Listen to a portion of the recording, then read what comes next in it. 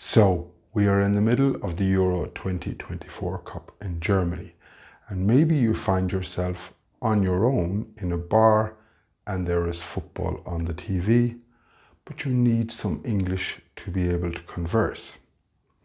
You are a big football fan, but don't know how to converse with others in the bar about the game, and you really want to. Well, don't worry. In this lesson, I am going to give you all the language you need to know to strike up a conversation. My name is James and I am a football fan living in Madrid for the past 17 years. Hablo español, pero en este video solo voy a hablar en inglés y voy a hablar de vocabulario que usamos en fútbol.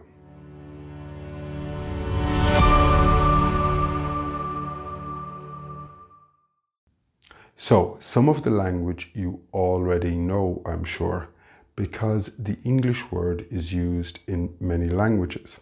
Examples are corner, penalty, offside, referee or ref for short, free kick and goalkeeper or goalie, or you can say just keeper. Let's start with the basics. Now, some of this information will be on the screen in that bar you're in, but maybe the screen is too far away or it is too small for you to see. So you can ask, who's playing? Notice it's the ing form because it is happening now. You cannot say who plays. This is Spanglish. Your next question might be, what's the score? Easy, right? There is no ing form here because the verb is be. If you want to use the ing form, you could also ask, who's winning? If you want to know what the competition is, then you can ask, what competition is this? Or is this the Premier League, the FA Cup, the Champions League, etc. Note that we do not say champions like you do in Spanish. You need to say Champions League. Maybe it's the UEFA Cup. Notice the pronunciation of UEFA. The U in English is always pronounced like you when it is at the start of the word, unlike the Spanish pronunciation. So how do we talk about the score in English? Well, there are some specific ways we do this and a few words that you may not be familiar with. Have a look at this score. How do we speak this score? Well, you can say 0-0, but that is not very common and certainly not in British English. The most common way to say this is 0-0. Yes, nil. Maybe that's a new word for you, but it is very common when talking about scores in sport.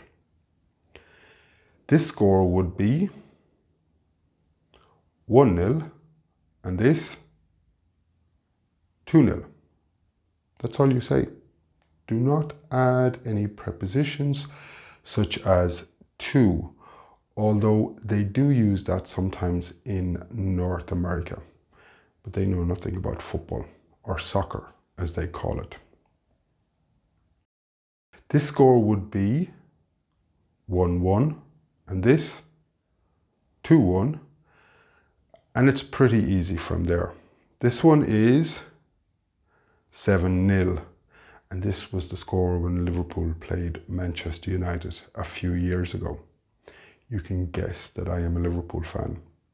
You can also say the scores are level if both teams have the same number of goals.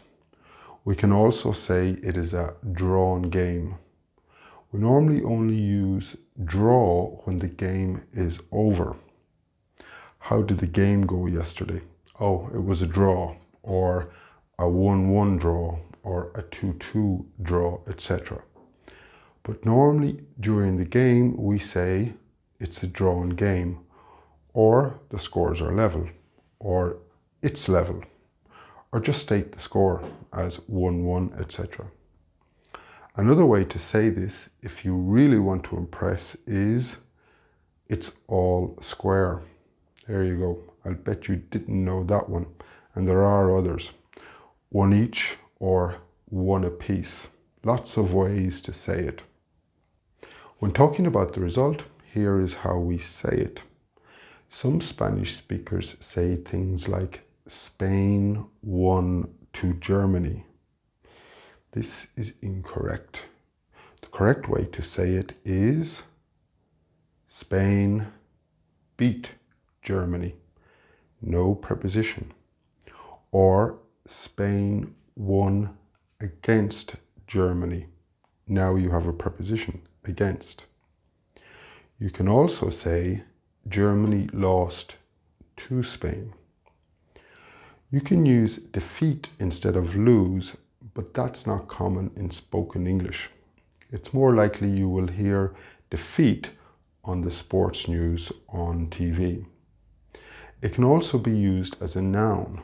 Germany suffered a defeat, but again, it's not common in spoken English. So that's all talking about the score and the result. Let's move on to other parts of the game. All games have 2 halves. Each half is 45 minutes. Notice the pronunciation between the plural, which has the V sound, 2 halves. Do you notice that V sound? And the singular, which has the very strong F sound, half. Half, 1 half, 2 halves. It's the exact same as the verb to have, the exact same pronunciation. So we have the first half and the second half, and in between we have half time, which is the 15-minute break. You can just say it's half time or it's the halftime break. But what about when we see these numbers here? The number 6 in green, what do we refer to this as? Well, we call it injury time, or more correctly, added time. In this example, we are in the 5th minute of added time. When a game is a draw after normal time, 90 minutes, it often goes to extra time, with each half being 15 minutes. Then maybe it goes to penalties, or sometimes called a penalty shootout. Notice the verb collocation here. Go to extra time or go to penalties. Let's now talk about player positions on the pitch and all the personnel. Here is the Spain team for their recent game against Georgia. This is how they lined out. So we already have the keeper. Here it is Unai Simón. Carvajal is the right fullback and Cucurella the left fullback. In between we have the 2 centre halves, or more formally called centre backs, Laporte and Lenormand. Then we have the 3 midfielders, Rodrigo, Pedri and Fabian. And up here we have the centre forward, sometimes called the striker, and that is Morata. And out here we have the 2 wingers, or sometimes they are called left and right midfielders, Williams and Yamal. Of course, not every team plays in this formation, and sometimes midfielders can play more as attackers, etc. It's not so rigid. You can have 4-4-2, 4-3-3, 5-3-2, etc. Sometimes teams have a playmaker, the likes of Iniesta, Xavi, Pirlo, Zidane, those players who make things happen. If you want to substitute a player, we say to make a substitute, or sub for short. Or you can say make a change, which normally refers to subs.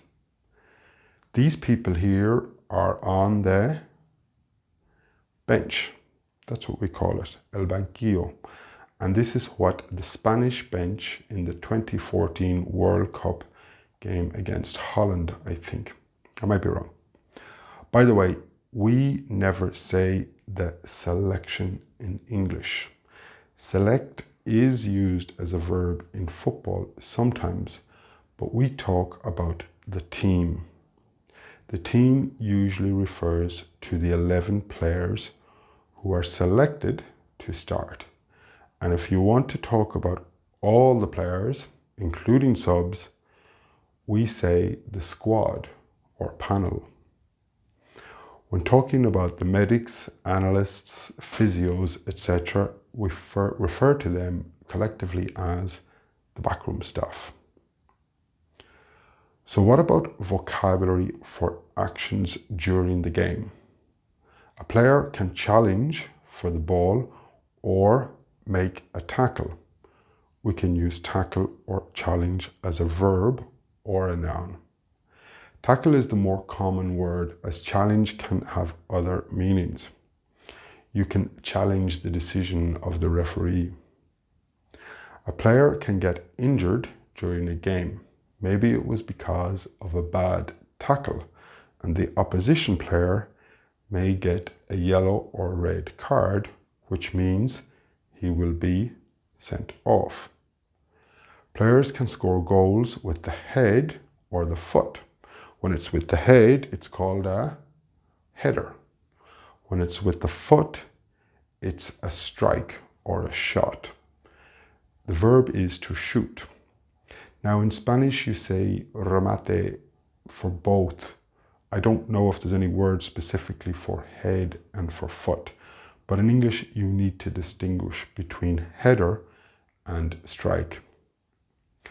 Maybe they have scored from a free kick, in which case they have had to get the ball past the wall. Of course, the keeper often saves it.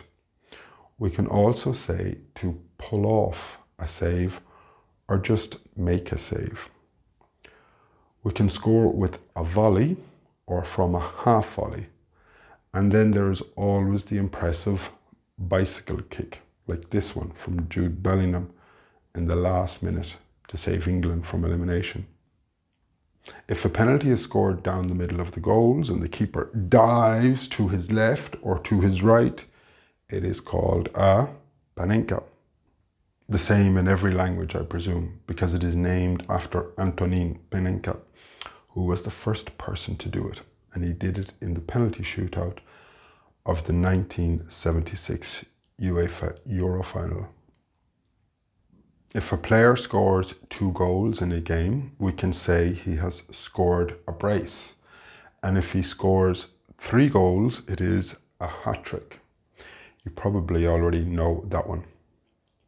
Players pass the ball to each other, and sometimes you'll see the really good ones do tricks, like dribbling with the ball, or doing a nutmeg. Yes, it's called a nutmeg, which is also a type of spice. We can cross the ball into the penalty area, which means to kick it from the sides of the pitch. If a player is particularly good at this skill, we say he's a good crosser or a good crosser of the ball. Players also commit fouls. Don't say make a foul. It's wrong. Or do a foul is also wrong. Goalkeepers kick out the ball after a wide, or we can also say goal kick. When the ball goes out of play over the sideline, it's a throw in. We can use all these as nouns or verbs: pass, dribble, foul, nutmeg, cross, kick out, and throw in. The referee blows his whistle to kick off in each half and for full time. He has assistant referees to help him. They used to be called linesmen, and some people still use that term.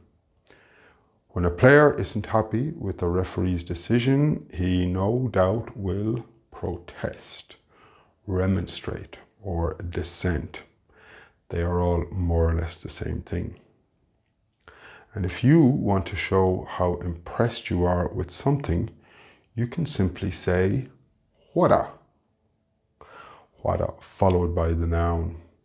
What a header, what a goal, what a pass, what a player, what a referee. Okay, nobody ever says that, do they? They never say, what a referee.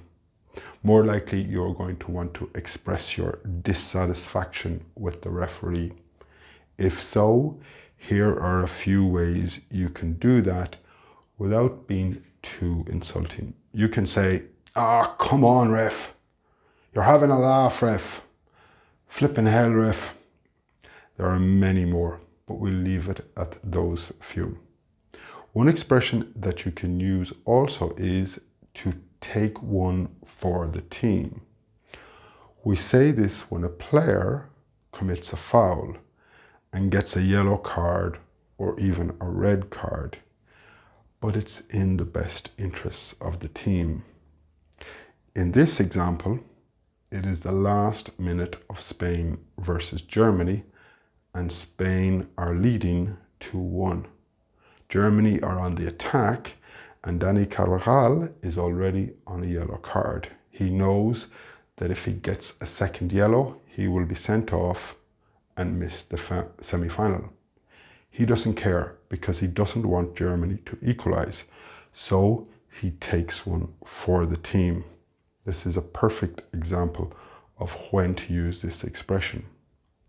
It can be used in other contexts away from football, but let's not get into that here. And that is it. That is more than enough vocabulary for you to talk about football in that bar you are in or whatever other situation you are in. If you have any questions, put them in the comments. There is lots more vocabulary, so maybe I will do another video like this or more videos like this one for other sports. Leave your suggestions in the comments. Don't forget to like and subscribe, and check out my channel for more videos for Spanish speakers. Enjoy the Euros. Vamos España. See you soon.